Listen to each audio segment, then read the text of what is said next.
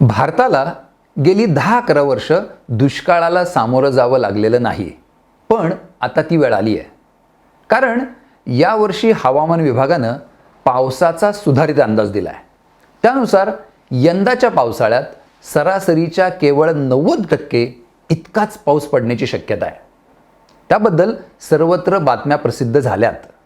पण हे नेमकं का घडतंय आणि त्याचा एल निनो या घटकाशी, आपल्या हिंदी महासागराशी काय संबंध आहे? आपल्या दुष्काळाचा इतिहास काय सांगतो आणि आताच्या वर्षाचं वेगळेपण काय, याचं विश्लेषण करणारा हा व्हिडिओ तो शेवटपर्यंत नक्की पहा. नमस्कार, मी अभिजित घोरपडे. तुम्ही पाहताय भवताल व्हिडिओज. हवामान विभागानं गेल्याच आठवड्यात यावर्षी मान्सूनच्या काळात देशात पडणाऱ्या पावसाचा अंदाज जाहीर केला आहे. हा त्यांचा सुधारित अंदाज. यावर्षी एप्रिलच्या मध्यावर त्यांनी पावसाचा प्राथमिक अंदाज जाहीर केला होता. त्यानुसार देशात 92% पाऊस पडेल अशी शक्यता वर्तवण्यात आली होती. आताच्या सुधारित अंदाजात पावसाचं प्रमाण आणखीन कमी, म्हणजे 90% इतकंच असेल असं म्हटलंय. त्यामुळं सर्वत्र काळजीचं वातावरण आहे. कारण एकूणच अमेरिका-इराण युद्धाचा परिणाम, देशाची खालावलेली अर्थव्यवस्था या पार्श्वभूमीवर पाऊसही कमी पडला तर त्याचे गंभीर परिणाम भोगावे लागतील, ही त्यामागची चिंता आणि पावसाच्या अंदाजामुळं ती चिंता खरी असल्याचं स्पष्ट झालंय. त्यामुळे हे असं का घडतंय आणि पाऊस का कमी पडणार आहे हे समजून घ्यावं लागेल. सुरुवातीला पावसाचा दुसऱ्या टप्प्यातला सुधारित अंदाज नेमकं काय सांगतो हे समजून घेऊ. या अंदाजात काही महत्त्वाच्या मुद्द्यांवर प्रकाश टाकण्यात आला आहे. पहिला मुद्दा म्हणजे यंदाच्या पावसाळ्यात सरासरीच्या 90% इतका पाऊस पडण्याची शक्यता आहे. देशात मान्सूनच्या काळात 870 मिलीमीटर इतका सरासरी पाऊस पडतो. त्याच्या 90% म्हणजे 783 मिलीमीटर इतका पाऊस यावर्षी अपेक्षित आहे. ज्या मॉडेलनुसार किंवा प्रतिमानानुसार हा अंदाज दिला जातो त्याची मर्यादा पाहता हा अंदाज 4% कमी किंवा जास्त असू शकतो. दुसरा मुद्दा म्हणजे देशाच्या ज्या प्रदेशात शेती मुख्यतः पावसावर अवलंबून असते, अशा प्रदेशातही पावसाचं प्रमाण सरासरीपेक्षा कमी असणार आहे. ही बाब शेतीच्या आणि शेतकऱ्यांच्या दृष्टीनं काळजी करायला लावणारी आहे. सुधारित अंदाजातला तिसरा मुद्दा असा की ईशान्य भारत, वायव्य भारत, दक्षिण भारत आणि पूर्वेकडचा काही भाग वगळता देशात इतरत्र पाऊस सरासरीपेक्षा कमीच असण्याची शक्यता आहे.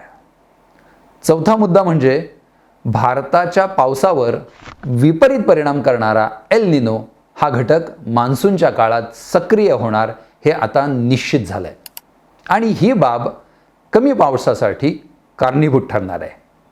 आणखीन एक महत्त्वाचा मुद्दा म्हणजे भारताच्या चांगल्या पावसासाठी उपयुक्त ठरणारा इंडियन ओशन डायपोल हा घटक यावर्षी न्यूट्रल असेल, म्हणजे तो विशेष सक्रिय असणार नाही.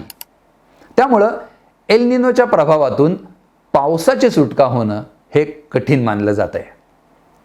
यासोबतच हवामान विभागानं मान्सूनच्या काळात देशाच्या विविध भागात कुठं आणि कसा पाऊस पडेल याबाबतचा एक नकाशा प्रसिद्ध केला आहे. या नकाशात पावसाचं प्रमाण कसं असेल हे वेगवेगळ्या रंगांनी दर्शवलं आहे. निळ्या रंगाने दर्शवलेल्या प्रदेशात सरासरीपेक्षा जास्त पाऊस पडण्याची शक्यता आहे.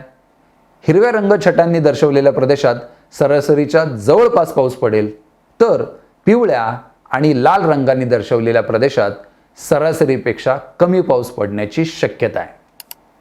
हा नकाशा पाहिला तर काश्मीर, ईशान्य भारतातला अरुणाचल प्रदेश, तसंच तेलंगणाचा बहुतांश भाग, याशिवाय आंध्र प्रदेश, ओरिसा, छत्तीसगड आणि बंगाल यांच्या काही भागावर सरासरीपेक्षा जास्त पावसाची शक्यता आहे. या व्यतिरिक्त देशाच्या बहुतांश भागात सरासरीपेक्षा कमी पाऊस पडेल असं हा नकाशा सांगतो. महाराष्ट्राचा विचार केला तर मोजके काही प्रदेश वगळता सर्वत्रच सरासरीपेक्षा कमी पावसाचा अंदाज व्यक्त करण्यात आला आहे. त्यातही मराठवाडा, खानदेश आणि विदर्भात परिस्थिती अधिक गंभीर असेल. आता समजून घेऊया या वर्षीच्या 90% पावसाचा नेमका काय अर्थ येते. पाऊस किती पडल्यावर तो सरासरी इतका समजला जातो, कोणत्या परिस्थितीत दुष्काळी परिस्थिती मानली जाते आणि कधी अतिवृष्टी समजली जाते, याबाबत हवामान विभागाचे काही निकष आहेत. त्यानुसार 96 ते 104% पाऊस पडला म्हणजे तो सरासरी इतका आहे असं समजलं जातं. 90 ते 95% पाऊस पडला म्हणजे तो सरासरीपेक्षा कमी आहे असं जाहीर केलं जातं. आणि 90% जर कमी पाऊस पडला तर ते वर्ष दुष्काळी स्थितीचं आहे असं समजलं जातं. याउलट 105 ते 110% पाऊस पडल्यावर तो सरासरीपेक्षा जास्त समजला जातो आणि 110%पेक्षा जास्त पाऊस पडला तर ते वर्ष अतिवृष्टीचं समजलं जातं. हे समजून घेतल्यावर या वर्षीच्या पावसाचा नेमका अर्थ समजेल. यावर्षी देशभरात 90% पाऊस पडणार म्हणजे दुष्काळी परिस्थिती असेल. या वर्षाचं आणखीन एक वेगळेपण म्हणजे हा अंदाज खरा ठरला तर 2015 नंतर पहिल्यांदाच देशाला दुष्काळी परिस्थितीचा सामना करावा लागेल. यापूर्वीच्या दुष्काळांचा इतिहास पाहिला तर भारताने गेल्या 100-125 वर्षात अनेक दुष्काळ अनुभवलेत. त्यापैकी 1972 सालचा दुष्काळ सर्वात भीषण ठरला. त्यावर्षी देशात 77 ते 78% इतकाच पाऊस पडला. त्यातही महाराष्ट्र आणि गुजरात ही दोन राज्य दुष्काळात सर्वात जास्त होरपळून निघाली. त्यानंतर 1979, 1987, 2002, 2009 ही वर्ष सुद्धा तीव्र दुष्काळाची ठरली. अलीकडच्या काळाचा विचार करता 2014 आणि 2015 ही वर्ष सुद्धा दुष्काळी होती. त्यानंतर मात्र दशकभरात दुष्काळी स्थिती नव्हती. आता येत्या पावसाळ्यात तब्बल 11 वर्षानंतर दुष्काळी स्थिती निर्माण होण्याची शक्यता हवामान विभागानं वर्तवली आहे. या दुष्काळाला नेमके कोणते घटक कारणीभूत ठरलेत याबद्दल अनेकांना उत्सुकता असेल. याचं उत्तर अर्थातच एल निनो या घटकात दडलंय. त्याचा संबंध पॅसिफिक म्हणजेच प्रशांत महासागराच्या तापमानाशी आहे. एल निनो या घटकाबद्दल भवताल व्हिडिओच्या एप्रिल महिन्यातल्या एपिसोडमध्ये आपण सविस्तर माहिती घेतली आहे. एल निनो या घटकाचा प्रभाव कमी करू शकेल असा एक घटक आपल्या हिंदी महासागरात असतो. त्याचं नाव आहे इंडियन ओशन डायपोल अर्थात IOD. त्याचा संबंध हिंदी महासागरातल्या तापमानाशी आहे. हा घटक पॉझिटिव्ह असेल तर भारताच्या पावसाच्या दृष्टीनं चांगली परिस्थिती असते. कदाचित तशी परिस्थिती निर्माण होईल हे एप्रिलमध्ये जाहीर झालेल्या पावसाच्या प्राथमिक अंदाजाच्या वेळेस वाटत होतं. पण आता ही परिस्थिती मान्सूनच्या काळात तरी निर्माण होणार नाही हे स्पष्ट झालंय. म्हणूनच एल निनो या घटकाचा प्रभाव आताच्या मान्सूनवर राहील. त्याचा प्रभाव कमी करणारा हिंदी महासागरातला IOD मात्र सक्रिय होणार नाही. म्हणूनच यंदाच्या पावसाळ्यात दुष्काळी स्थितीचा सामना करावा लागणार आहे. भारताने अनुभवलेल्या बहुतांश दुष्काळी वर्षात एल निनो हा घटक सक्रिय असल्याचं निरीक्षण आहे. पण 1997 या वर्षी वेगळंच काही घडलं.